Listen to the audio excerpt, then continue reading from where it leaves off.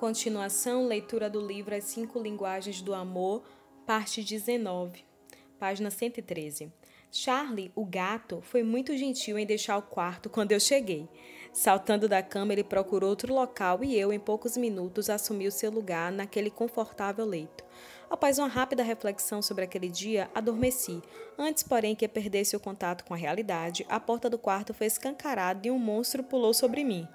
Eu ouvira falar sobre escorpião da Flórida, mas aquele não era um deles. Sem pensar, sacudi o lençol que me cobria e, com um grito lancinante, atirei-o contra a parede. Ouvi seu corpo bater, seguido de um silêncio.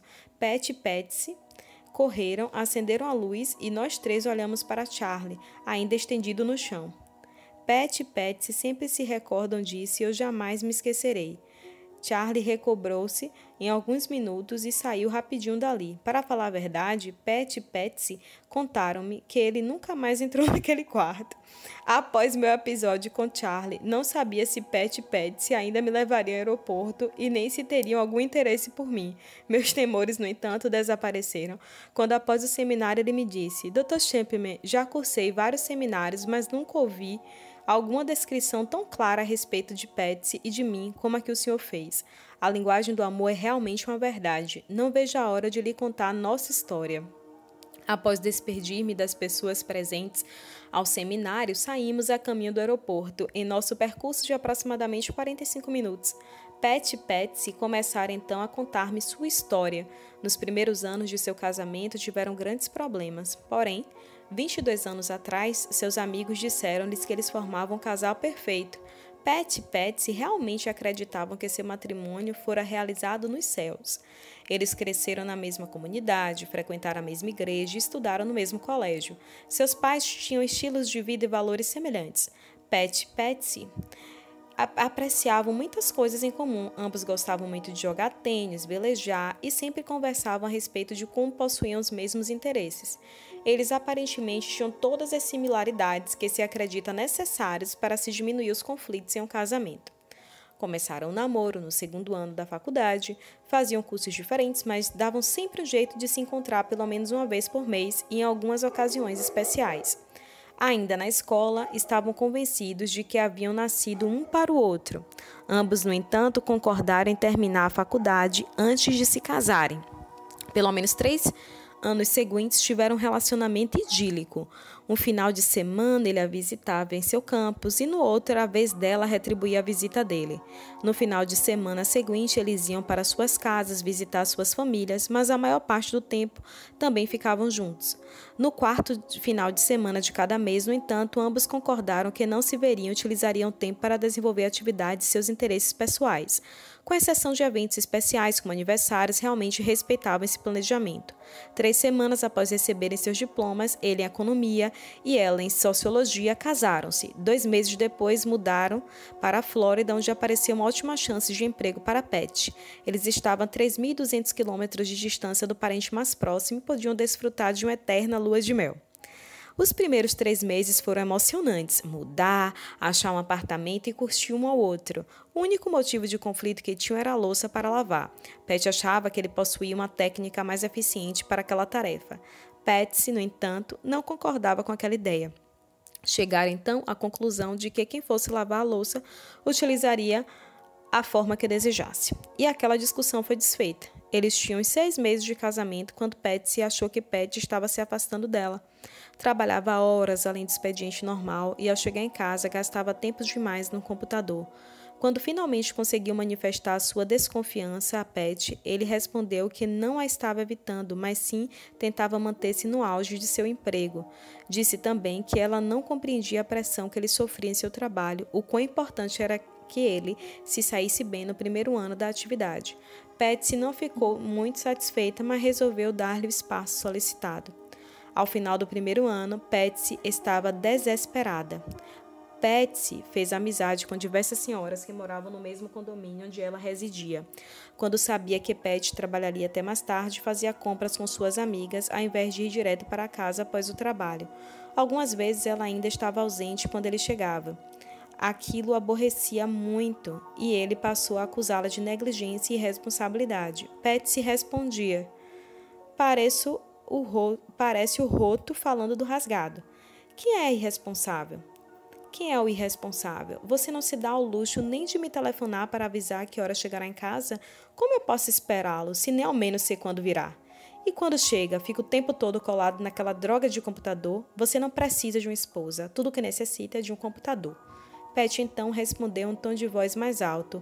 Eu preciso de uma esposa. Será que você não entende? O ponto é exatamente esse. Eu preciso de uma esposa. Mas Patsy não conseguia entender. Ela estava muito confusa. Em sua busca por respostas, foi a uma biblioteca pública e leu vários livros sobre casamento. Ela pensava, o casamento não pode ser desse jeito. Eu tenho que achar uma resposta para a nossa situação. Quando ele ia para o computador, ela pegava firme no livro. Durante várias noites, lia direto até meia-noite. Pat, ao se deitar, percebia o que ela fazia e lá vinham comentários sarcásticos do tipo: se você tivesse lido todos esses livros quando estava na faculdade, teria tirado A em todas as matérias. Pat se respondia: só que eu não estou na faculdade, encontro-me casada e no momento ficaria muito satisfeita com ser. Pat então ia para a cama sem abrir mais a boca, apenas a olhava. Ao final do primeiro ano, Pat estava desesperada. Ela já falara com Pat sobre isso, mas dessa vez comunicou-lhe calmamente. Vou procurar um conselheiro conjugal. Você gostaria de ir comigo? Pat então respondeu: não preciso de um conselheiro conjugal. Não tenho tempo para isso e nem posso pagar uma consulta. Então eu vou sozinha, disse Patsy. Tudo bem, é você mesmo quem precisa de conselhos. A conversa terminou. Patsy sentiu-se totalmente abandonada e sozinha, mas na semana seguinte ela marcou uma consulta com um conselheiro conjugal. Após 3 semanas, aquele psicólogo entrou em contato com Pat e perguntou se ele poderia conversar com ele sobre suas perspectivas a respeito do casamento. Pat concordou e o processo de cura começou. 6 meses depois, eles deixavam o consultório do conselheiro com o casamento renovado.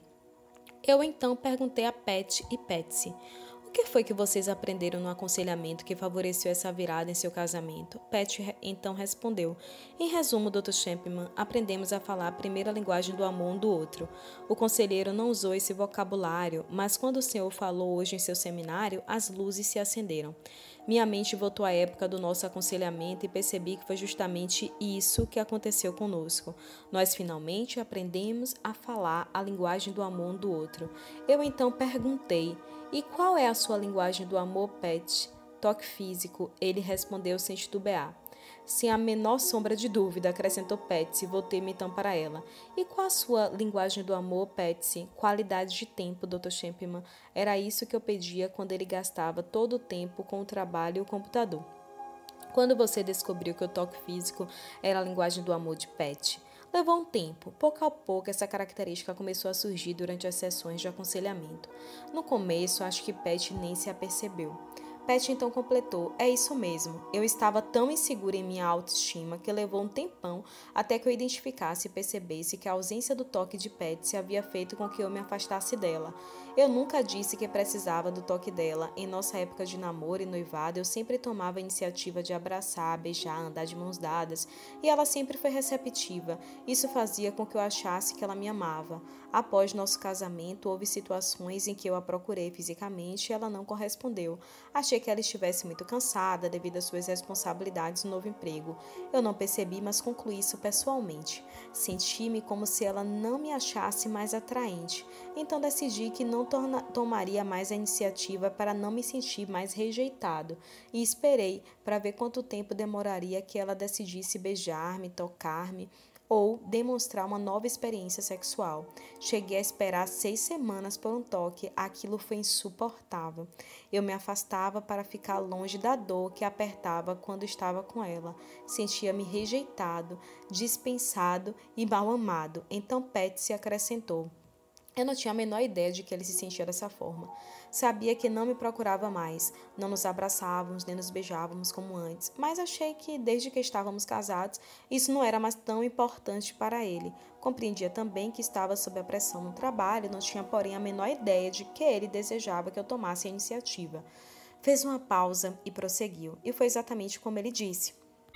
Eu vivi semanas sem tocá-lo, isso nem passava por minha mente. Eu preparava as refeições, mantinha a casa limpa, colocava a roupa para lavar e tentava não atrapalhá-lo. Honestamente, eu não sabia o que mais poderia fazer, nem entendi o afastamento nem a falta de atenção dele.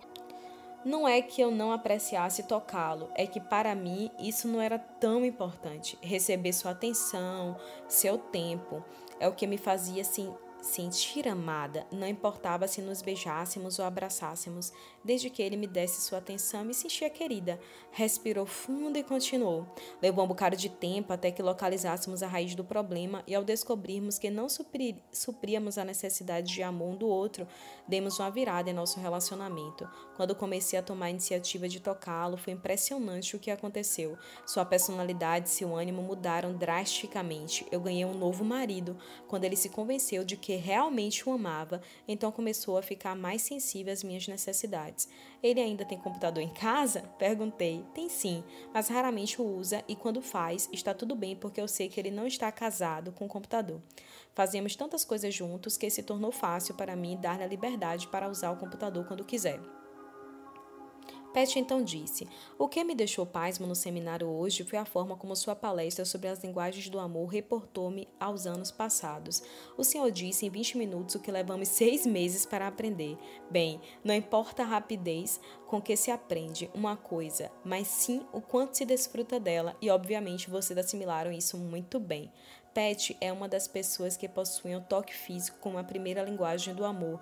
Emocionalmente, este tipo anseia que seu cônjuge o toque fisicamente. Um gostoso cafuné na cabeça ou nas costas, andar de mãos dadas, abraços apertados ou não, relações sexuais, tudo isto e outros toques de amor fazem parte das necessidades emocionais de quem possui o toque físico como sua primeira linguagem do amor."